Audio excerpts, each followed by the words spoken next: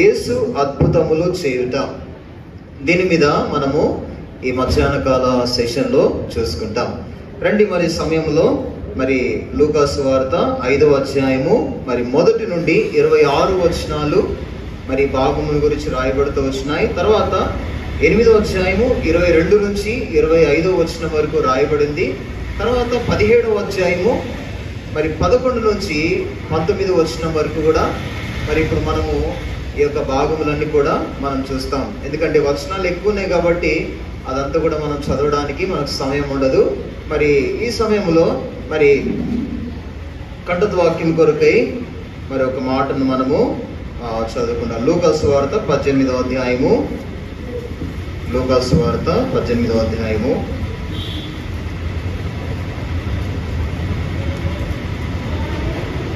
2వ పాఠం యొక్క కంఠత్వాక్యము.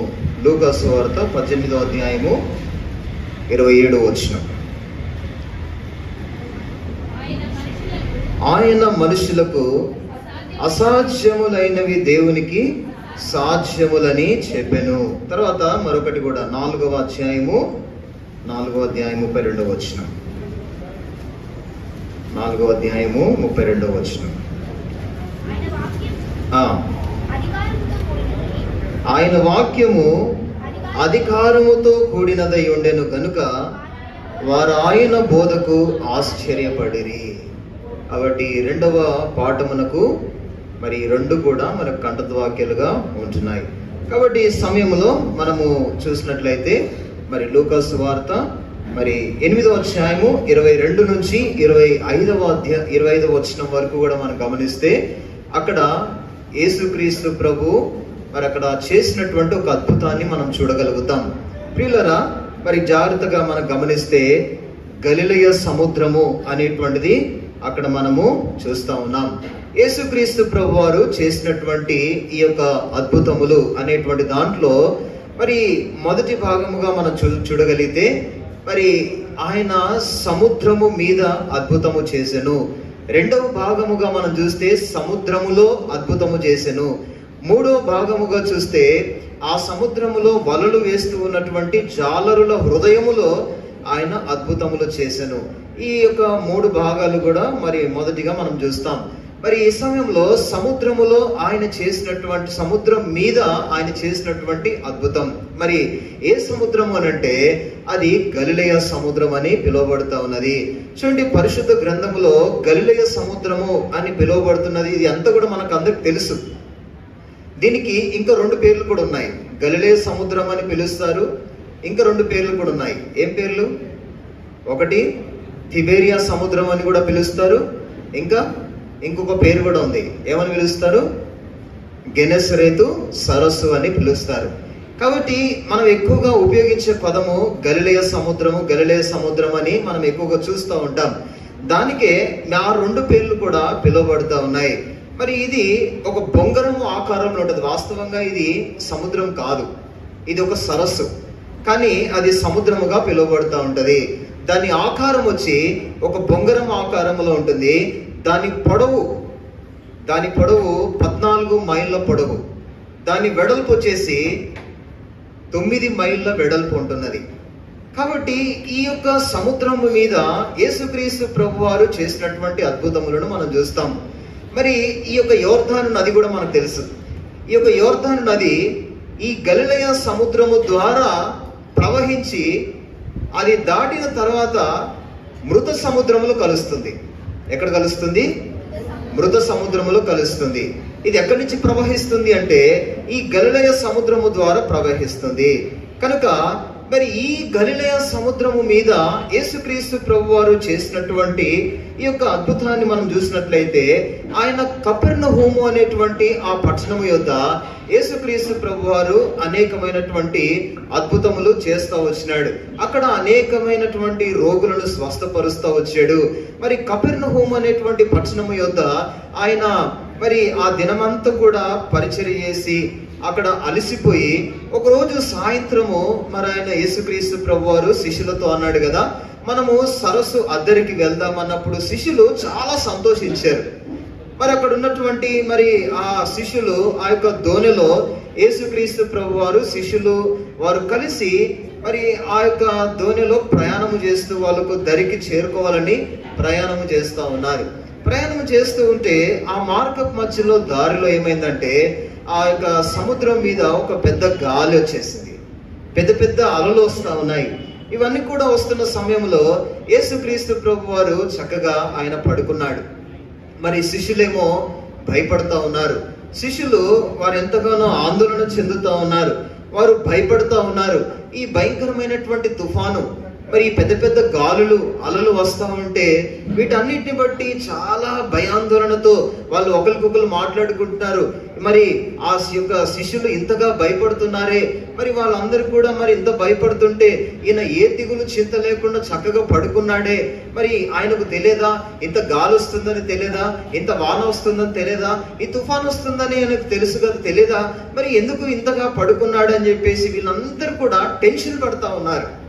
చూడండి, కొన్నిసార్లు కూడా మనం చూస్తే మన యొక్క జీవితంలో కూడా ఏవైనా కూడా కొన్ని కష్టాలు వచ్చినప్పుడు, కొన్ని ఇబ్బందులు వచ్చినప్పుడు, ఇవన్నీ కూడా వచ్చినప్పుడు మనము మరి టెన్షన్ పడుతూ ఉంటాం, ఆందోళన చెందుతూ ఉంటాం, భయపడుతూ ఉంటాం.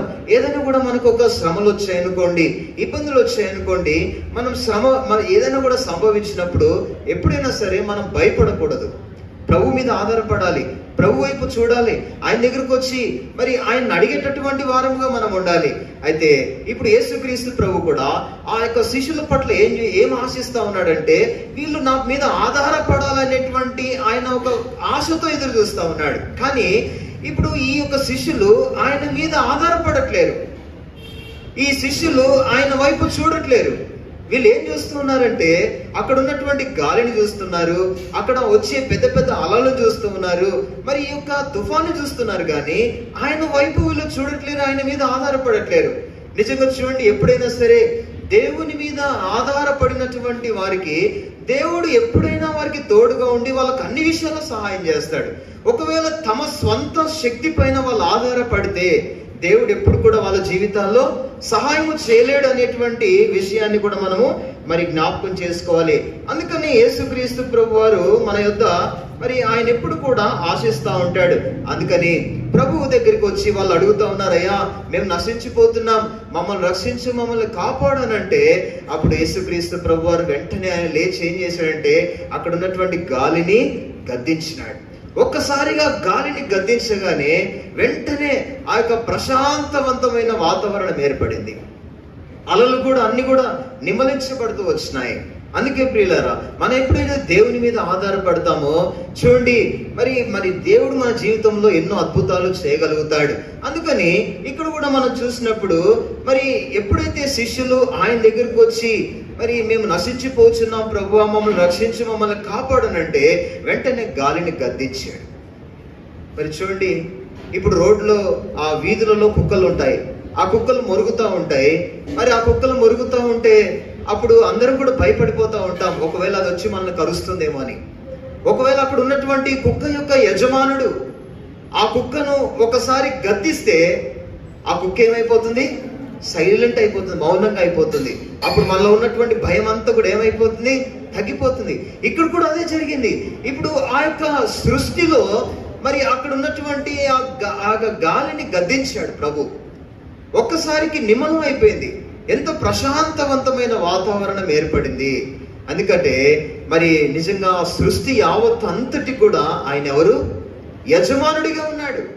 ఎందుకంటే చూడండి, పరిశుద్ధ గ్రంథంలో రాయబడుతూ వచ్చినది కదా, మరి కీర్తనల గ్రంథము 95వ కీర్తన 5వ వచనం, 95వ కీర్తన 5వ వచనంలో అక్కడ రాయబడింది. ఒకసారి ఎవరైనా మరి బిగ్గరగా చదవండి. 95వ కీర్తన 5వ వచనం. సముద్రము ఆయనది, ఆయన దాన్ని కలుగజేసెను, ఆయన హస్తములు భూమిని నిర్మించెను. సముద్రము ఆయనది, ఆయన దాన్ని కలుగు చేస్తూ వచ్చినాడు. అంటే భూమి మీద ఉన్నటువంటి దృశ్యమైనవి కానీ అదృశ్యమైనవి కానీ ఇవి ఏవైనా కూడా సమస్తమును ఎవరికి లోబడుచున్నవంటే ఇవి దేవునికి లోబడుచున్నవి. ఎందుకంటే ఆకాశము కానీ భూమి కానీ సమస్తమును, ఆకాశములో ఉన్నటువంటివి భూమిలో ఉన్నటువంటివి ఇవన్నీ కూడా ఎవరు సృష్టించారంటే దేవాది దేవుడు సృష్టించాడు. అందుకని మరి ఆయనకు ఇవన్నీ కూడా లోబడతా ఉన్నాయి. ఇంత గొప్ప అద్భుతమైనటువంటి కార్యము చేసినాడు. ఎప్పుడైతే ఆ సముద్రం అంతా కూడా నిమ్మలించబడిందో అప్పుడు శిష్యులతో ఒక ప్రశ్న వేశాడు ప్రభు. ఒక ప్రశ్న వేసినాడు. ఏంటి ఆ ప్రశ్న అంటే, మీ విశ్వాసం ఎక్కడా అన్నాడు. మీ విశ్వాసం ఎక్కడా? చూడండి, యేసు ప్రభు అప్పటి నుంచి కూడా ఏం ఆశిస్తున్నాడు వాళ్ళ దగ్గర, శిష్యుల దగ్గర? ఆయన మీద ఆధారపడతారేమో, ఆయన మీద మరి ఆధారపడి ఆయన ఎందుకు వస్తారేమో. మరి చూడండి, అందుకే మనలో ఏం ఆశిస్తూ ఉంటాడంటే, ఆయన మనలో ఒక నమ్మకాన్ని ఆశిస్తూ ఉంటాడు, ఒక విశ్వాసాన్ని ఆశిస్తూ ఉన్నాడు. చూడండి, ఆ పరిస్థితుల్లో అన్ని కూడా నిమ్మలించబడిన తర్వాత ఆయన వేసే ప్రశ్న చూడండి, ఆ విశ్వాసం మనలో ఎప్పుడు కనిపించాలంటే, ఆ తుఫాను లాంటి పరిస్థితులు మన జీవితంలో వచ్చినప్పుడు కూడా ఎప్పుడు కనిపించాలి విశ్వాసము? ఆ పరిస్థితుల్లో మనకు కనిపించాలి. ఆ విశ్వాసం ఎప్పుడైతే మనం కలిగి ఉంటామో, ఎప్పుడైతే ఆ నమ్మకాన్ని మనం కలిగి ఉంటామో, నిజముగా దేవుడు మన జీవితంలో ఎన్ని అద్భుతమైన కార్యాలైనా చేయగలుగుతాడు. అందుకని మనం చూసినప్పుడు ఆ యొక్క అద్భుతాన్ని బట్టి అక్కడ ఉన్నటువంటి వారందరూ చాలా ఆశ్చర్యపోయారు. ఇక ఆశ్చర్యపోయిన తర్వాత మరి అక్కడ చూడండి, ఒకసారి మనం చూస్తే మరి ఆశ్చర్యపోయినటువంటి విధానాన్ని బట్టి మరొక భాగంలో కూడా చూస్తే సముద్రములో యేసుక్రీస్తు ప్రభు వారు చేసినటువంటి అద్భుతాన్ని కూడా మనం చూస్తాం. మొదటి దాంట్లో ఆయన సముద్రం మీద చేసినటువంటి అద్భుతాన్ని బట్టి అక్కడ ఉన్నటువంటి శిష్యులు ఆశ్చర్యపోయారు, అక్కడ ఉన్నటువంటి వారందరూ కూడా ఆశ్చర్యపోయారు. వారు దరికి వచ్చిన తర్వాత అక్కడ ఉన్న వాళ్ళందరూ కూడా ఈ యొక్క గొప్ప ఆశ్చర్యమైనటువంటి అద్భుతాన్ని చూసి ఆశ్చర్యపోతూ వచ్చినారు. అంతేకాదు కానీ ఆ సముద్రములో కూడా ఆయన ఆశ్చర్యం చేశాడు. చూడండి, సముద్రం మీదనే కాదు, సముద్రంలో కూడా ఆశ్చర్యం చేసినాడు. ఎలాంటి అద్భుతాలు చేసినాడు సముద్రం మీద అంటే, చూడండి, ఆయన చేసిన అద్భుతములను బట్టి అక్కడ ఉన్నటువంటి ప్రజలందరూ కూడా ఏమని ఆశిస్తూ ఉన్నారంటే, ఆయన మాకు బోధిస్తే మేము ఆయన బోధ వినాలి. చూడండి, మీరు కూడా ఎంత చక్కగా వింటున్నారు కదా కూర్చొని. ఇప్పుడు మీరు కూడా ఏం ఆశిస్తున్నారు? అక్కడున్న ప్రజలు ఏం ఆశిస్తున్నారంటే, ఆయన ఏ అద్భుతమైతే సముద్రం మీద చేశాడో ఆ అద్భుతము మాలో కూడా చేయాలి, ఆ అద్భుతం మా జీవితాల్లో కూడా జరగాలి. అందుకని వీళ్ళు ఏం చేస్తున్నారంటే, ఆయన బోధ వినడానికి ఇష్టపడుతున్నారు, ఆయన బోధను మరి చక్కగా వినడానికి ఇష్టపడుతున్నారు. అప్పుడు ఒకరికొకరు తోసుకుంటా ఉన్నారు. చాలా మంది ప్రజలు ఉన్నారు అక్కడ. ఇంతమంది ప్రజలు చాలా మంది ఉంటే తోసుకుంటా ఉంటే అప్పుడు యేసుక్రీస్తు ప్రభు వారు వాళ్ళందరినీ చూసి మరి నిజమే వీళ్ళంతా చాలా ఆశ కలిగి ఉన్నారు, వీళ్ళకి ఎలాగైనా బోధించాలని చెప్పేసి ప్రభు ఏం చేశాడంటే వాళ్ళకు బోధపరచడానికి ఇష్టపడి మరి అటు ఇటు చూశాడు. ఎందుకంటే సముద్రపు ఆ దరిన ఉన్నారు కనుక అటు ఇటు చూశాడు. చూసినప్పుడు మరి అందరూ కూడా నిండుగా ఉన్నారు ప్రజలు. అప్పుడు ప్రభు అనుకొని వెంటనే అటు ఇటు చూస్తే ఒక 2 దోణెలు కనిపించినాయి. 2 దోణెలు కనిపించినాయి. ఈ 2 దోణెలు కూడా సముద్రపు ఒడ్డున ఉన్నాయి. అయితే ఆ 2 దోణెల్లో ఒక దోణె ఎవరిదంటే సీమోన్ పేతురుది. సీమోన్ పేతురు తెలుసు కదా, సైమన్ పీటర్ తెలుసు కదా, యేసుక్రీస్తు ప్రభు వారి యొక్క శిష్యుల్లో ఒకడైనటువంటి సీమోన్ పేతురుతో ఒక దోణె. ఇప్పుడు ఆ సీమోన్ పేతురుతో అన్నాడు కదా, అప్పుడు అతను ఏం చేస్తున్నాడు, అక్కడ ఉన్నటువంటి జాలర్లు అందరూ ఏం చేస్తున్నారంటే, ఆ దరిన 2 దోణెలు కనిపించాయి. వీళ్ళు నీళ్ళలో తమ యొక్క వలలన్నీ కూడా కడుక్కుంటా ఉన్నారు, శుభ్రంగా చేసుకుంటున్నారు.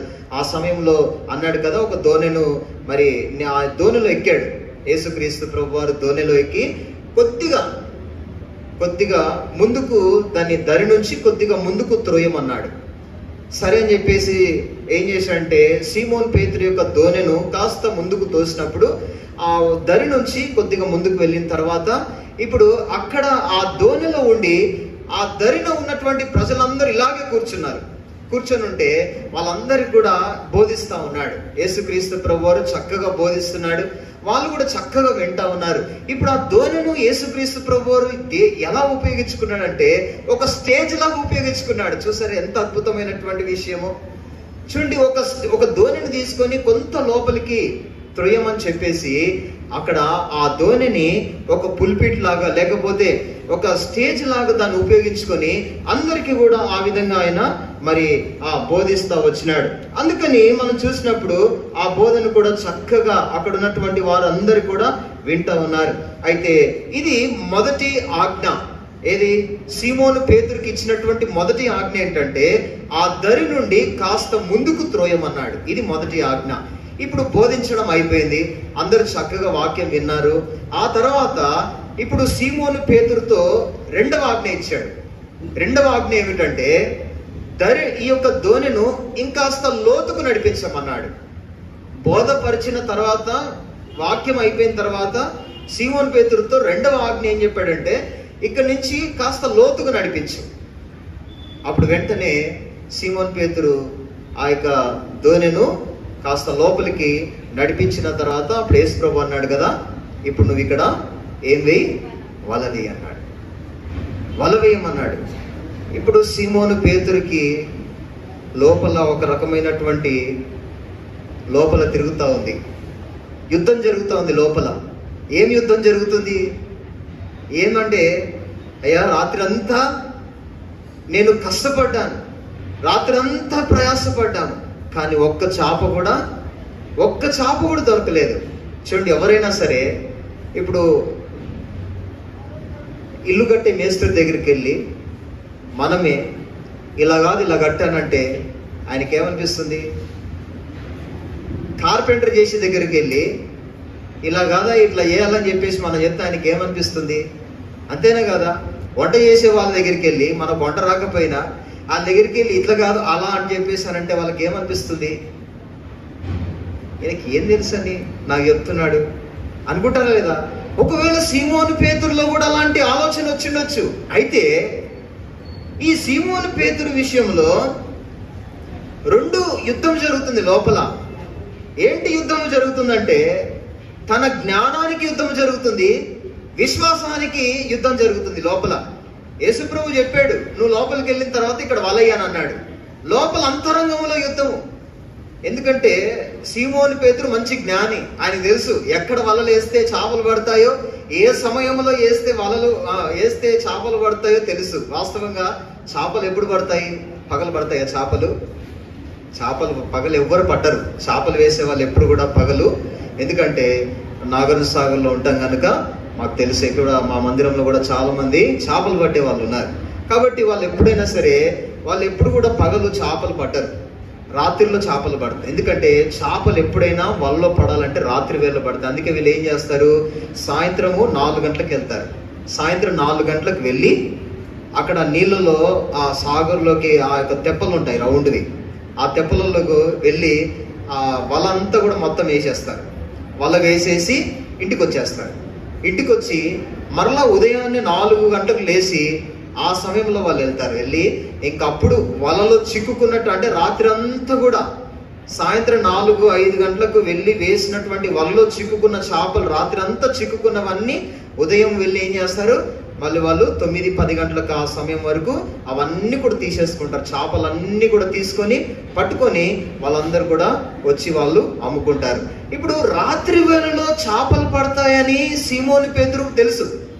అందుకే రాత్రి అంతా ప్రయాసపడ్డాడు, కానీ ఒక్క చేప కూడా పడలేదు.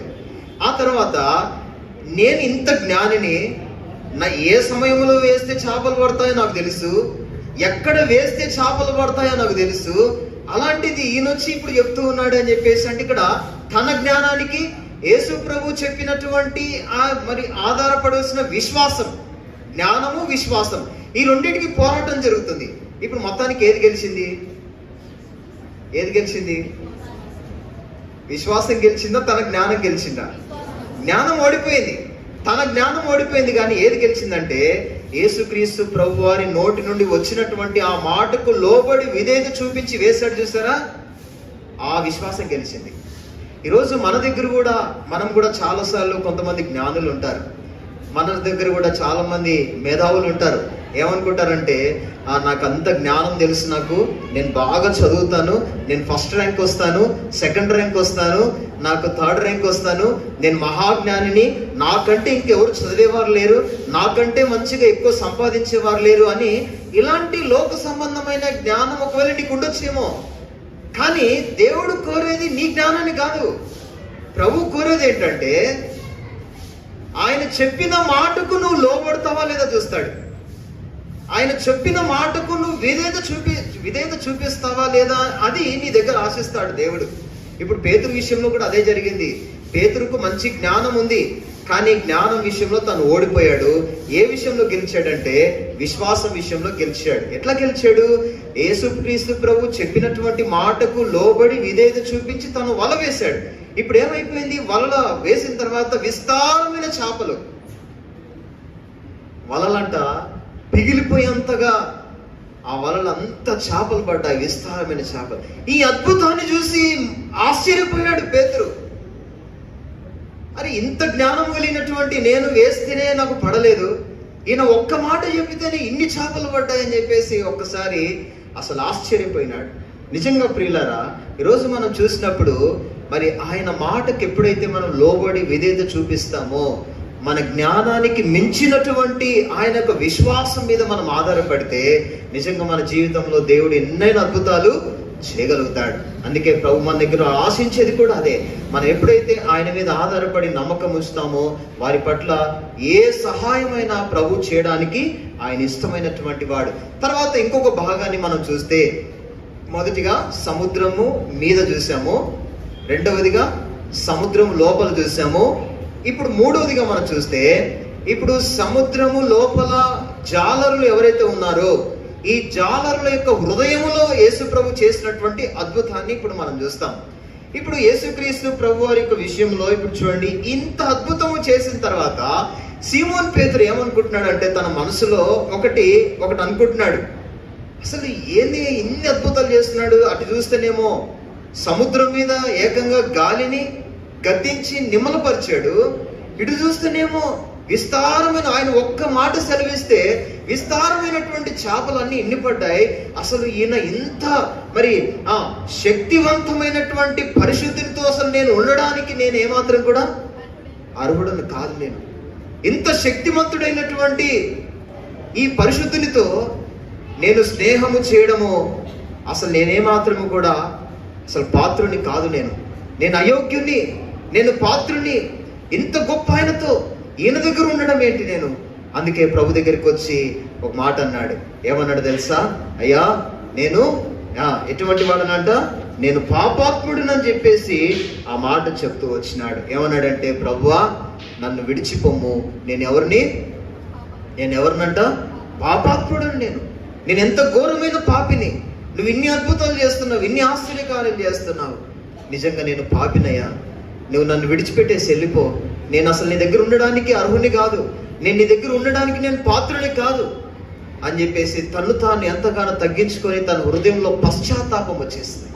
తన పాపాన్ని తను ఒప్పుకుంటున్నాడు. తను ఎక్కడెక్కడ తప్పిపోయాడు, తాను ఏ విషయాల్లో తప్పిపోయాడు, తన పశ్చాత్తాప హృదయాన్ని తన జీవితంలో మనం చూడగలుగుతున్నాం. అందుకని పేతురు యొక్క జీవితంలో మనం చూసినప్పుడు ఇక ఆయన ఒప్పుకున్న దాన్ని బట్టి ఇప్పుడు యేసుక్రీస్తు ప్రభు ఒక నిర్ధారణకు వచ్చినాడు. ఏమనంటే, యేసుక్రీస్తు ప్రభు యొక్క ఉద్దేశంలో ఇక పేతురు చేపలు కాదు పట్టేది, ఇప్పుడు ఏం పట్టాలంట? పేతురు యొక్క ఉద్దేశంలో ఇక చేపలు పట్టకూడదు. ఏం పట్టాలి ఇప్పుడు అంటే? మనుషులను పట్టాలని ఇప్పుడు దేవుడు నిశ్చయించుకున్నాడు. ఈరోజు నిజంగా పేతురు ద్వారా అనేకమైనటువంటి ఆశ్చర్యమైనటువంటి కార్యాలు కూడా మరి దేవుడు మన జీవితంలో ఆయన అనేకమైనటువంటివి కూడా చేస్తూ ఉంటాడు. ఇప్పుడు పేతురుకు అప్పగించినటువంటి దాంట్లో మనం జాగ్రత్తగా చూస్తే, ఇప్పుడు అక్కడ అంటాడు కదా, మరి అవన్నీ కూడా మరి ఇప్పుడు పేతురుకి ఇచ్చినటువంటి ఒక 3000 మంది. ఎంతమంది అంట? 3000 మంది. కన్క్లూషన్. కాబట్టి ఈ యొక్క 3000 మంది అనేటువంటిది మరి ఇప్పుడు పేతురు మరి ఆ వల వేసినప్పుడు అంట ఇప్పుడు ఎన్ని చేపలు పడ్డాయి? ఎన్ని చేపలు పడ్డాయంట? చెప్పండి, ఎన్ని చేపలు పడ్డాయి? పేతురు వల వేస్తే ఎన్ని చేపలు పడ్డాయి? 3000 చేపలు పడ్డాయి. 3000 చేపలు అంటే ఎవరు? మనుషులు. చేపలు ఎవరితో పోల్చబడ్డారు? మనుషులతో పోల్చబడ్డారు. ఇప్పుడు రక్షణ పొందిన తర్వాత యేసుక్రీస్తు ప్రభు పేతురు యొక్క హృదయంలో కార్యము జరిగించిన తర్వాత ఇప్పుడు అక్కడ చూస్తే ఇప్పుడు ఒక క్రొత్త ఉద్యోగాన్ని ఇచ్చాడు. ఇప్పుడు చేపలు కాదని పట్టాల్సింది దేని పట్టాలి? ఇప్పుడు మనుషులను పట్టాలని చెప్పేసి ఇప్పుడు 3000 అంటే ఆ రోజు ఆజ్ఞాపించినప్పుడు ఆ వలలో ఎన్ని చేపలు పడ్డాయో తెలియదు, కానీ ఇప్పుడు ఈ వలలో మాత్రం ఎన్ని చేపలు పడ్డాయంట? 3,000 చేపలు పడుతూ వచ్చినాయి. ఇంత అద్భుతమైనటువంటి కార్యము ప్రభు జరిగిస్తా వచ్చినాడు. చూడండి, ఒక్కసారి మనము మరి ఇవన్నీ కూడా మనం చూసుకుంటే ఒక్కసారి మరి జ్ఞాపకం చేసుకుంటాం. చూడండి, యేసుక్రీస్తు ప్రభువారు మరి ఆయన సముద్రం మీద చేసినటువంటి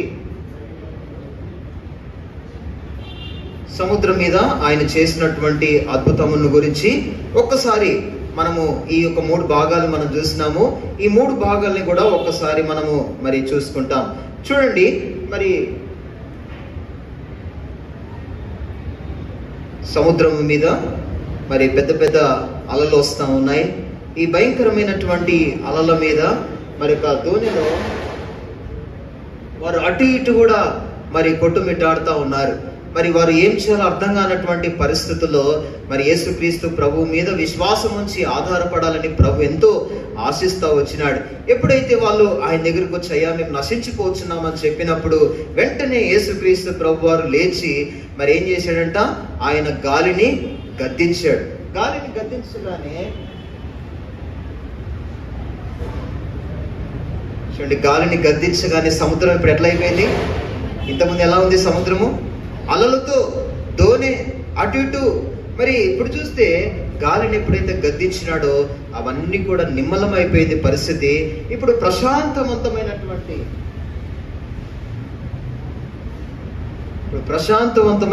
వాతావరణం ఇక్కడ మనము చూస్తా ఉన్నాం. అందుకని మనం చూస్తే ఇక్కడ మరి అదే విధంగా మరి ఈ యొక్క వాతావరణాన్ని మనము చూస్తా ఉన్నాం. రెండవదిగా మనం చూస్తే సముద్రములో యేసుక్రీస్తు ప్రభువారు చేసినటువంటి అద్భుతాన్ని చూసినప్పుడు మరి చూడండి, మరి అక్కడ మరి ఎటువంటి చేపలు కూడా అక్కడ పడలేదు. అయితే ఆ సమయంలో వారి యొక్క వల ఏ విధంగా ఉందంట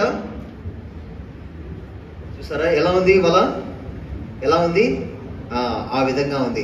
ఇప్పుడు తర్వాత కూడా మనం చూసినప్పుడు మరి యేసుక్రీస్తు ప్రభువారు ఎప్పుడైతే ఆజ్ఞాపించినప్పుడు మరి ఇప్పుడు ఆ వల ఎలా అయిపోయిందంటే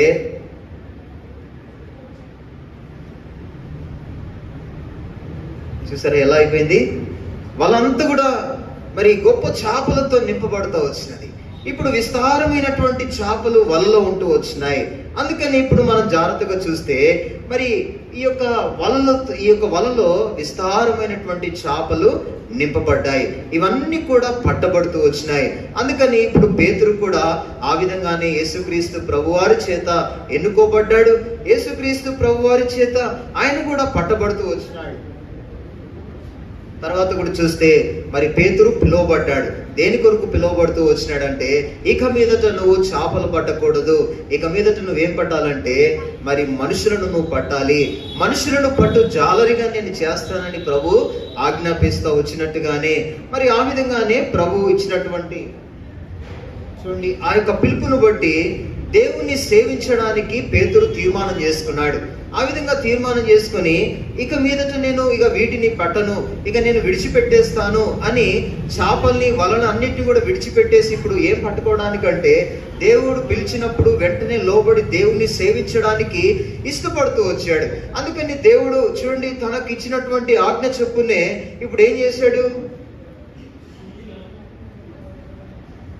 ఇప్పుడు ఏం చేస్తా ఉన్నాడు? అనేక మందికి బోధిస్తా ఉన్నాడు పేతురు. ఇప్పుడు ఏ చేపల్ని బట్టి ఇప్పుడు అక్కడ ఉన్నటువంటి కింద ఉన్నారు ఎవరు? అవన్నీ చేపలే, మనుషులే. ఇప్పుడు వాళ్ళందరూ కూడా ఇప్పుడు ఎవరి వలలో పడ్డారు? పేతురు వేసిన వలలో పడ్డారు. ఎన్ని చేపలు ఉన్నాయి అక్కడ? ఎంతమంది ఉన్నారు? 3,000 మంది. ఇప్పుడు వీళ్ళందరూ కూడా పేతురు వేసినటువంటి ఆ యొక్క వలలో కూడా పట్టబడ్డారు. చూడండి, అప్పుడు దేవుణ్ణి సేవించడానికి, దేవుణ్ణి అనుసరించడానికి ఇష్టపడుతూ వచ్చినాడు. చూడండి, నా జీవితంలో కూడా దేవుడు మరి ఆ విధంగానే మాట్లాడుతూ వచ్చినాడు. నేను కూడా మరి ఆ విధంగా ఒక మంచి ఉద్యోగం చేస్తా ఉంటున్నటువంటి వాడనే అయినప్పటికీ కూడా మరి బెంగళూరులో జాబ్ చేశాను. తర్వాత ఇక్కడ కూడా హైటెక్ సిటీలో జాబ్ చేస్తూ వచ్చినప్పుడు 2012 నుంచి కూడా ప్రభు నాతో మాట్లాడుతూ ఉన్నాడు.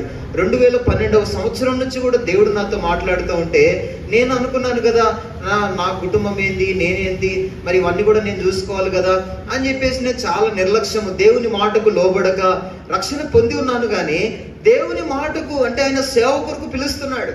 నేను యెహోవాను సేవించాలని ప్రభు నన్ను పిలుస్తున్నాడు. కానీ 2012 నుంచి కూడా పిలుస్తా ఉన్నా నేను పట్టించుకోవట్లే, నేను వదిలేస్తా ఉన్నాను, నాది నా కుటుంబమే అన్నట్టుగా నేను ఆలోచన చేస్తా ఉన్నాను. అయితే ఆ సమయంలోనే నిజంగా 2017 వరకు కూడా అదే విధంగా కొనసాగుతూనే వచ్చినాను. అయితే దేవుడు కొన్ని నష్టాలను కూడా తీసుకొచ్చినాడు. నువ్వు ఎంతకాలం ఇట్లా ఉద్యోగం చేసుకుంటా, నేను సేవకు పిలిచినా కూడా నువ్వు రాకుండా ఎంతవరకు చేస్తావో నేను కూడా చూస్తానని చెప్పేసి కొన్ని నష్టాలను దేవుడు అనుమతించినాడు. అందుకని దేవుడు ఒక మాట ప్రభువుని అడిగినాను, ప్రభువా నీ వాక్యము చేత నాతో మాట్లాడన్నప్పుడు ప్రభు మాట్లాడుతూ వచ్చినాడు కదా. మరి మత్తయి సువార్త 4వ అధ్యాయం చూసినప్పుడు పేతురుతో మాట్లాడినటువంటి మాట ఏంటంటే, నీవు నీ వలలు విడిచిపెట్టి నన్ను వెంబడించుమని అన్నాడు. చూడండి ఒకసారి మత్తయి సువార్త 4వ అధ్యాయములో ఆ మాట, 4వ అధ్యాయము 20వ వచనంలో ఇక్కడ 19-20 వచనాలు కలుస్తుంటాయి. ఆయన నా వెంబడి రండి, నేను మిమ్మును మనుషులను పట్టు జాలరులనుగా చేతునని వారితో చెప్పాను. వెంటనే వారు తమ వలలు విడిచిపెట్టి ఆయనను వెంబడించిరి. కనుక ఇది పేతురుకు మరి ఇచ్చినటువంటి పిలిచినప్పుడు పేతురు వెంటనే వాళ్ళకు వలలు విడిచిపెట్టేసి ఆయన్ని వెంబడించినారు, సేవ చేయడానికి ఇష్టపడుతూ వచ్చినారు. అందుకని అప్పుడే ఈ వాక్యము చేత దేవుడు నాతో మాట్లాడినప్పుడు, అంటే వలలు అంటే ఏంటంటే అది వ్యాపారం కావచ్చు, ఉద్యోగం కావచ్చు, ఏదైనా సరే. ఇప్పుడు ప్రభు నాతో ఏం మాట్లాడంటే, నీ ఉద్యోగాన్ని విడిచిపెట్టి నన్ను వెంబడించు, నిన్నేం చేస్తానంటే నేను మనుషులను పట్టు జాలరుగా చేస్తానని ప్రభు వారిగా మరి దేవుడు తన మాట చేత మాట్లాడినప్పుడు వెంటనే ఆఫీస్లో రిజైన్ చేసేసి వెంటనే మరి దేవుని సేవ కొరకై తీర్మానం చేసుకొని వచ్చినాను. ఆనాటి నుండి ఇప్పటి వరకు కూడా దేవుడు ఏ విషయంలో కూడా తక్కువ చేయలేదు. అయినప్పటికీ కూడా నిజంగా చూడండి, దేవుడు తన సేవ కొరకై మనం పిలుచుకున్నప్పుడు మన పట్ల ఒక ఉద్దేశం కలిగి ఉంటాడు. పేతురు పట్ల కూడా అదే ఉద్దేశాన్ని దేవుడు కలిగి ఉన్నాడు. అందుకని పేతురు యొక్క వలలో ఎన్నో చేపలు పడుతూ వచ్చినాయి. అయితే పేతురు లాగా మనము బోధించలేకపోవచ్చు, కానీ అయితే ఒకటి మాత్రం మనం చేయొచ్చు, దేవుని సేవించడం అంటే బోధించడం ఒకటే కాదు. ఇప్పుడు నీవు కూడా ఆ విధంగా నీ హృదయంలో నేను పాపాత్ముడను పాపాత్మురాలను ఒప్పుకొని సరి చేసుకొని మనము యేసు ప్రభు రక్తము చేత మన ప్రతి పాపమును కడగబడిన తర్వాత అప్పుడు ప్రభు యొక్క పని కొరకై మనం సిద్ధపడే వారముగా ఉండాలి. ఇప్పుడు పేతురుకు కొత్త ఉద్యోగం ఇచ్చాడు. ఇప్పుడు ఆ యొక్క వలలు నువ్వు వేసినప్పుడు విస్తారమైనటువంటి ప్రజలు నీ వలలో పడతారని ఇచ్చినటువంటి దాన్నే మీరు ఈరోజు మన జీవితంలో కూడా పేతురు వలె మనం బోధించకపోయినా సరే, నీవు రక్షణ పొందిన తర్వాత నీవు వెళ్తున్నటువంటి మందిరములో, నీవు వెళ్తున్నటువంటి సంఘములో నీ యొక్క స్నేహితులు కావచ్చు, నీ ఇంటి పక్కన చుట్టుపక్కల ఇరుగు పొరుగు వారు కావచ్చు, నీవు చదువుకుంటున్నటువంటి స్కూల్స్ కావచ్చు, లేకపోతే కాలేజెస్ కావచ్చు, అది ఎవరైనా సరే వాళ్ళకు కొన్ని మాటలు చెప్పుట ద్వారా, లేకపోతే నీ సాక్ష్యాన్ని వాళ్ళకు చెప్పుట ద్వారా మరి వాళ్ళను మీ యొక్క మందిరాల్లోనికి వారికి నడిపించవచ్చు. ఇది దేవుని సేవించడమే. అందుకని ఇప్పుడు మనం చూస్తే దేవుని వాక్యము ఇక్కడ నిలబడి బోధించాలనేది కాదు. ఇప్పుడు దేవుడు మనకి ఇచ్చినటువంటి తలాంతు కొలది మన సాక్ష్యం పంచుకొని కొన్ని విషయాలు వాళ్ళకి చెప్పి మన స్నేహితులను ఎక్కడంటే దేవుని ఇంటికి నడిపించేటటువంటి సేవించే గొప్ప భాగ్యాన్ని కూడా ప్రభు మనకు ఇస్తాడు. కాబట్టి ఆ విధంగా దేవుడు మన జీవితాల్లో కూడా ఇప్పుడు పేతురు యొక్క జీవితంలో ఎన్ని అద్భుతాలు చేసినాడో, నిజంగా ప్రభు మన జీవితాల్లో కూడా ఇన్ని గొప్ప అద్భుతమైనటువంటి కార్యాలు మన జీవితంలో కూడా ఆయన చేయడానికి మరి ఇష్టపడినటువంటి దేవుడు. కాబట్టి ఆ విధంగా మనం చూసినప్పుడు చూడండి, మరొక భాగాన్ని కూడా మనం చూస్తే ఒక కుష్ఠ రోగిని మనం చూస్తాం. యేసు ఒక గొప్ప వైద్యుడిగా మనం చూస్తాం.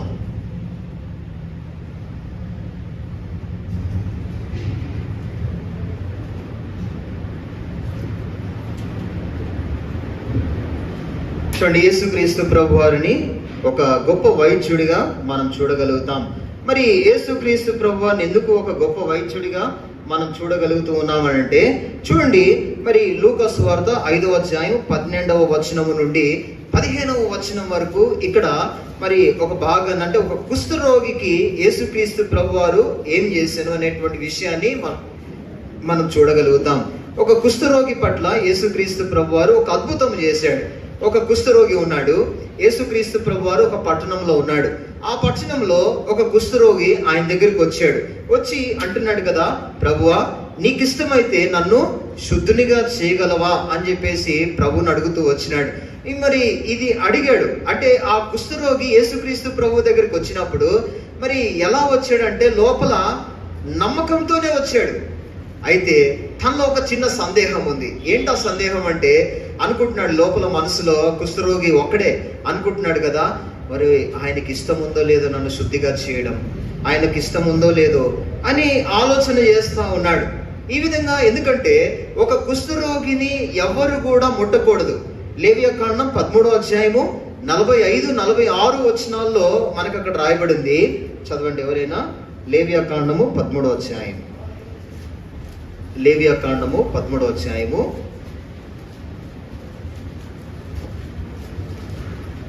లేవియాకాండం 13వ అధ్యాయము చూడండి ఒకసారి. మరి 45-46 వచనాల్లో, ఆ పొడగల కుష్ఠరోగి వస్త్రములను చింపివేయవలను, వాడు తల విరియ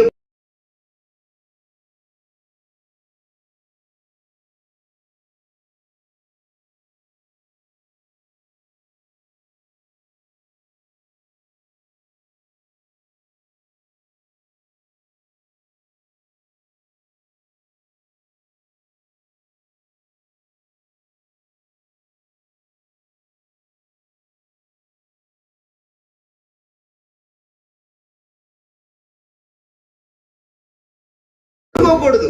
అంటరాని వ్యక్తిగా ఆ వ్యక్తి ఒక గ్రామము వెలుపట అవతల ఎక్కడో ఒక వేరే ఒక చోట్లో వీళ్ళని ఉంచుతారు. అందుకని ఇప్పుడు ఈ యొక్క కుష్ఠరోగి యేసుక్రీస్తు ప్రభువారు ఉన్నటువంటి ఆ పట్టణంలో మరి ఆయన యొద్దకు వచ్చి ఏమంటున్నాడంటే, ప్రభువా నీకు ఇష్టమైతే నన్ను శుద్ధినిగా చేయగలవని చెప్పేసానంటే, చూడండి నమ్మకంతో విశ్వాసంతోనే వచ్చాడు, కానీ లోపల ఒక డౌట్ ఉంది. అసలు నన్ను శుద్ధి చేస్తాడా, నీకు ఇష్టమేనా, నన్ను ముట్టుకుంటాడా లేదా అని ఒక చిన్న డౌట్. ఇప్పుడు ఆ డౌట్ని బట్టి ఇప్పుడు యేసుక్రీస్తు ప్రభు తను ముట్టాడా లేదా, యేసుక్రీస్తు ప్రభు తన దగ్గరికి వచ్చాడా లేదా, మరి చూడండి వచ్చాడా లేదా, వచ్చాడా రాలేదా, వచ్చాడు. యేసుక్రీస్తు ప్రభు తన దగ్గరికి వచ్చాడు. ఇప్పుడు తనలో ఉన్న ఇంకొక డౌట్ ఏంటంటే, నన్ను ముట్టుకుంటాడా లేదా, గుడ్డి వాళ్ళను ముట్టి తాకి బాగు చేశాడు, మూగవారిని చెవిటి వారిని ముట్టి బాగు చేశాడు, కుంటి వారిని, అంటే ఇప్పుడు నన్ను ముట్టుకుంటాడా లేదా అనే డౌట్. ఇప్పుడు యేసు ప్రభు ముట్టాడా లేదా, ముట్టినాడు. అందుకని ఇప్పుడు చూడండి లూకాసు సువార్త 5వ అధ్యాయం 13వ వచనంలో రాయబడింది కదా, అక్కడ యేసుక్రీస్తు ప్రభు వారు వారిని ముట్టిన, కాబట్టి వెంటనే వాడు స్వస్థత పొందుకున్నాడు. ఎప్పుడైతే ఆ వ్యక్తిని ముట్టగానే వెంటనే స్వస్థత పొందుకున్నటువంటి విషయాన్ని మనం చూస్తూ ఉన్నాం. అయితే స్వస్థత పొందుకున్న తర్వాత ఇప్పుడు యేసుక్రీస్తు ప్రభు వారు ఏమన్నాడంటే, మరి నువ్వు వెళ్ళి ఎవరికి కనపరుచుకోవాలి, యాజకునికి కనపరుచుకోవాలి, యాజకునికి కనపరుచుకొని నీవు కానుకను అతనికి అక్కడ సమర్పించాలని చెప్పినప్పుడు, ఎందుకంటే ఈ మాట లేవియాకాండం 14వ అధ్యాయములో మరి 14వ అధ్యాయంలో ఈ మాట మనకు కనిపిస్తుంది. అంటే ఎక్కడికి వెళ్ళాలంటే, మరి వాళ్ళు అక్కడికి యాజకుని దగ్గరికి స్వస్థత పొందుకున్న తర్వాత యాజకుని దగ్గరికి వెళ్ళి తాను కనపరుచుకోవాలి. అప్పుడు యాజకుడు ఏం చేస్తాడంటే ఒక సర్టిఫికేషన్ ఇస్తాడు, నువ్వు బాగు చేయబడ్డావు, నీవు స్వస్థత పొందుకున్నావు అనేటువంటి ఒక సర్టిఫికేట్ ఇస్తాడు. ఇప్పుడు చూడండి, ఇప్పుడు మనం స్కూల్కి వెళ్తున్నాం, కాలేజెస్కి వెళ్తున్నాం. ఇప్పుడు నువ్వు ఒకవేళ కొన్ని స్కూల్స్ ఎలా ఉంటాయంటే, కొన్ని కాలేజెస్ ఎట్లా ఉంటాయి, చాలా స్ట్రిక్ట్గా ఉంటాయి. ఎంత స్ట్రిక్ట్గా ఉంటాయంటే, నువ్వు ఒకవేళ 5 రోజులు కానీ లేకపోతే 3 రోజులు కానీ స్కూల్కి కానీ కాలేజీకి కానీ వెళ్ళకపోతే ఏం చేస్తారంటే, నువ్వు ఎందుకు రాలేదు, ఈ 3 రోజులు ఎందుకు రాలేదు, నువ్వు బాగలేదని చెప్పావనుకో, బాగలేదంటే నువ్వేం తీసుకురావాలి, మెడికల్ సర్టిఫికేట్ తీసుకొని రావాలి. మెడికల్ సర్టిఫికేట్ ఎవరు ఇస్తారు, డాక్టర్ ఇస్తాడు. ఇప్పుడు ఆ మెడికల్ సర్టిఫికేట్ నువ్వు డాక్టర్ దగ్గరికి వెళ్ళి, సార్ ఇట్లా 3 రోజులు నేను స్కూల్కు కాలేజ్కు వెళ్ళలేదు కాబట్టి నువ్వు ఇస్తే మా స్కూల్లో సబ్మిట్ చేయాలి. అప్పుడు వాళ్ళు నమ్ముతారు ఏంటంటే, ఈ వ్యక్తి ఈ 3 రోజులు కూడా పలానా రోగం చేత బాధపడ్డాడు లేకపోతే బాధపడింది, ఇప్పుడు మంచిగా అయిపోయింది, స్వస్థత పొందుకున్నారు, ఇప్పుడు ఎటువంటిది లేదని చెప్పేసి ఒక సర్టిఫికేట్ ఇస్తే, ఇది తీసుకొని వెళ్ళి నీ స్కూల్లో కానీ కాలేజీలో కానీ ఇస్తే అప్పుడు వాళ్ళు అంగీకరిస్తారు. ఇప్పుడు మీ స్కూల్లో కాలేజీలో ఉందో లేదో నాకైతే తెలియదు, కానీ కొన్ని కాలేజెస్లో కొన్ని స్కూల్స్లో మాత్రం చాలా స్ట్రిక్ట్, ఖచ్చితంగా అది ఇవ్వాల్సిందే. నువ్వు 2 రోజులు పోకపోయినా సరే కంపల్సరీ అది ఇవ్వాల్సిందే. అంటే ఇటువంటి స్ట్రిక్ట్ రూల్స్ ఉన్నాయి. అదేవిధంగా ఒక కుష్ఠరోగి అయినటువంటి వాడు కూడా ఇప్పుడు తాను కుష్ఠరోగం పోయింది అని నిర్ధారణ కావాలంటే యేసు ప్రభువు ఏమన్నాడంటే, నువ్వు ఎక్కడికి వెళ్ళాలి, యాజకుని దగ్గరికి వెళ్ళాలి, వెళ్ళి అక్కడ నిర్ధారణ చేయబడాలి. యాజకుడు ఏం చెప్పాలంటే నిర్ధారణ చేయాలి, ఈ వ్యక్తికి ఉన్నటువంటి కుష్ఠరోగం అంతా పోయింది, బాగు చేయబడ్డాడు అని ఒక సర్టిఫికేట్ ఇవ్వడం కాదు, కానీ అతను నిర్ధారణ చేసి చెప్పుట ద్వారా అప్పుడు తను ప్రజల్లో తిరగచ్చు, గ్రామంలోకి వెళ్ళొచ్చు. ఎందుకంటే గ్రామంలోకి రానియరుగా. ఇప్పుడు దాని కొరకు ఎవరు సర్టిఫికేషన్ ఇవ్వాలి? యాజకుడు ఇవ్వాలి. ఇస్తే అప్పుడు తాను గ్రామంలో తిరగవచ్చు, అందరి మధ్యలో నివాసము చేయొచ్చు, అందరి మధ్యలో ఉండొచ్చు. ఇప్పుడు ఈ వ్యక్తి బాగైన తర్వాత యేసు ప్రభువు మాట చెప్పాడు, నీలో ఈ అద్భుతము జరిగింది కదా, నువ్వు ఎవ్వరికి చెప్పొద్దు అన్నాడు. నువ్వు ఎవ్వరికి కూడా చెప్పొద్దు, నీ మనసులో పెట్టుకొని నువ్వు ఇక్కడి నుంచి చక్కగా ఇంటికి వెళ్ళిపోమన్నాడు. అయితే ఈ వ్యక్తి ఏం చేశాడు? ఈ వ్యక్తి అంటే ఊరుకో ఉండాలనిపించలేదు. వెళ్ళి ఏం చేశాడు? నాకు బాగా అయిపోయింది, నాకు మంచిగా అయిపోయింది అని చెప్పేసి మొత్తం అందరికి చెప్పేశాడు. యేసు ప్రభు ఉన్నాడు, ఆయన బాగు చేశాడు, ఆయన నన్ను స్వస్థత చేశాడు, నాకు ఎన్నో సంవత్సరాలుగా బాధపడుతున్న కుష్ఠరోగం అంతా కూడా పోయిందని ఏం చేశాడంటే అందరికి చెప్పేశాడు కదా. ఇప్పుడు మీరు ఎక్కడన్నా పోయి ఏదన్నా హోటల్లో బిర్యానీ తిన్నారనుకోండి, ఏం చేస్తారు? బిర్యానీ మీకు నచ్చింది, బాగుంది, మంచి టేస్ట్ ఉంది, ఏం చేస్తారు? పోయి సైలెంట్గా ఇంట్లో ఉంటారా? ఏం చేస్తారు చెప్పండి? ఏం చేస్తారు? మీ ఫ్రెండ్స్ చెప్తారు, మీ చుట్టుపక్కల చెప్తారు, అరే పలానా రెస్టారెంట్లో బిర్యానీ చాలా బాగుంది, అసలు ఇంతవరకు నేను అటువంటి టేస్ట్ ఎప్పుడు కూడా చూడలేదు, అంత అద్భుతమైన టేస్ట్ ఉందని చెప్పేసి నువ్వు అందరూ చెప్తావా లేదా? అదేవిధంగా ఈ కుష్ఠరోగి జీవితంలో కూడా జరిగిన అద్భుతాన్ని తను దాచుకోలేకపోయాడు. తన జీవితంలో జరిగినటువంటి అద్భుతాన్ని వెంటనే అందరూ చెప్పేశాడు. చూడండి తర్వాత ఏం జరిగిందంటే, కొన్ని నెలలు అయిన తర్వాత 10 మంది కుష్ఠరోగులు వచ్చారు. ఇది మనకందరికీ తెలుసు. ఈ కొన్ని నెలలు అయిన తర్వాత 10 మంది కుష్ఠరోగులు వచ్చారు. అరే వీడి విషయంలో ఆయన ఇంత అద్భుతాలు చేశాడు, నా జీవితంలో కూడా చేస్తాడని 10 మంది ఏం చేశారంటే యేసు ప్రభు దగ్గరికి వచ్చారు. అందులో ఒకడేమో సమరయుడు, 9 మంది ఏమో యూదులు.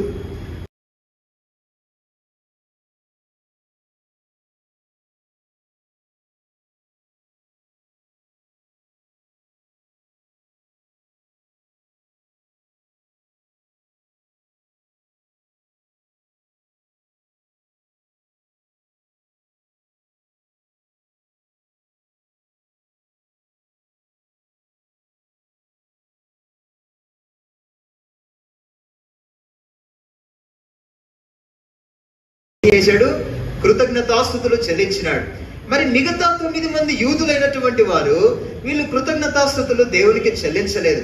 నిజంగా ప్రియులారా, ఈరోజు మనం చూస్తే మరి దేవుడు మన జీవితంలో చేసినటువంటి అద్భుతాలను బట్టి ఈరోజు మనము ఒక సమరయుని వలె కృతజ్ఞతాస్తుతులు చెల్లించే వారముగా ఉంటున్నామా, లేకపోతే 9 మంది యూదుల వలె కృతజ్ఞతా జీవితము లేకుండా మనం లోకంలో కలిసిపోతున్నామా? మరి ఒక విషయాన్ని మనం గమనించుకోవాలి. అందుకని ఈ 10 మంది కుష్ఠరోగుల యొక్క జీవితాల్లో కూడా ఆయన చేసినటువంటి అద్భుతం ఏంటంటే, ఈ శారీరకమైనటువంటి రోగము కంటే ప్రభు దేనికి ప్రాధాన్యత ఇస్తున్నాడంటే, నీ అంతరంగమున ఉంది ఒకటి. ఏముంది లోపలంటే, పాపం అనేటువంటి కుష్ఠరోగము కంటే బహు భయంకరమైనది. ఏంటిది? ఒక రోగం ఉంది లోపల, నీ హృదయంలో ఉంది, లోపల ఉంది. అది పాపం అనే రోగము. ఇది కుష్ఠరోగము కంటే బహు భయంకరమైనటువంటిది. ఈ పాపం అనేటువంటి రోగాలను కొనుకు స్వస్థత కలుగు చేయువాడు ఒక్కడే. అందుకని మనం చూసినప్పుడు లూకా సువార్త 5వ అధ్యాయము 17 నుంచి 26 వచనం వరకు కూడా మనం గమనిస్తే, అక్కడ మరి పక్షవాయువు కలిగినటువంటి ఒక వ్యక్తిని 4 మనుషులు మోసుకొని అక్కడ యేసు ప్రభు ఒక ఇంటిలో బోధిస్తూ ఉంటే, ఆ ఇంటి పైన ఉన్నటువంటి కప్పును విప్పి అక్కడి నుంచి యేసుక్రీస్తు ప్రభు దగ్గరికి దింపుతారు. దింపినప్పుడు ఆయన వారి యొక్క విశ్వాసమును చూసి తనని ఏమని చెప్తాడు? నీ పరిపెత్తుకొని నీ పాపములు క్షమింపబడి ఉన్నవి అని అంటాడు. ఆ వ్యక్తి దేని కొరకు వచ్చాడు? స్వస్థత కొరకు వచ్చాడు. ఏం స్వస్థత కొరకు వచ్చాడు? శారీరకమైన స్వస్థత కొరకు వచ్చాడు. కానీ యేసుక్రీస్తు ప్రభు దేని స్వస్థపరిచాడు? తన అంతరంగమున ఉన్న పాపం అనేటువంటి వ్యాధి ఉంది, పాపం అనేటువంటి రోగం ఉంది. దాన్ని స్వస్థపరచడానికి నీ పాపములు క్షమించబడి ఉన్నవి, నీ పరిపెత్తుకొని నువ్వు వెళ్ళమని చెప్పేశాడు. ఇక్కడ బంపర్ ఆఫర్ ఏంటంటే 1+1. నీ లోపల మొట్టమొదటిగా ఎప్పుడైతే నీ పాపం అనేటువంటి రోగమును తొలగించుకుంటావో, భౌతికమైనటువంటి రోగానికి కూడా ఏం కలిగింది? స్వస్థత కలిగింది. చూసారా? Conditions apply. ఇక్కడ ఏం అప్లై?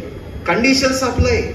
కాబట్టి నువ్వు ఎప్పుడైతే నీ అంతరంగమున ఉన్నటువంటి పాపమునటువంటి రోగానికి స్వస్థత కలుగుతుందో, నీ భౌతికమైనటువంటి శరీరానికి కూడా ఆ యొక్క రోగం అనేటువంటిది కూడా తొలగించబడుతుంది. కనుక ప్రియులారా, ఈరోజు మనం చూస్తే మన అంతరంగమున ఒక పాపం అనేటువంటి రోగం ఉంది. దాన్ని ఏం చేయాలి? తొలగించుకోవాలి. ఎలా పోతుందంటే, యేసుక్రీస్తు ప్రభువా దగ్గరికి వచ్చి, ప్రభువా నేను పాపిని, నన్ను క్షమించు, నీ రక్తముతో నా ప్రతి పాపమును కడుగు, నన్ను శుద్ధీకరించు, నన్ను పరిశుద్ధపరచునంటే అప్పుడు మన అంతరంగమున ఉన్నటువంటి ప్రతి పాపం అంతా కూడా ఏమైపోతుందంటే తొలగించబడుతుంది.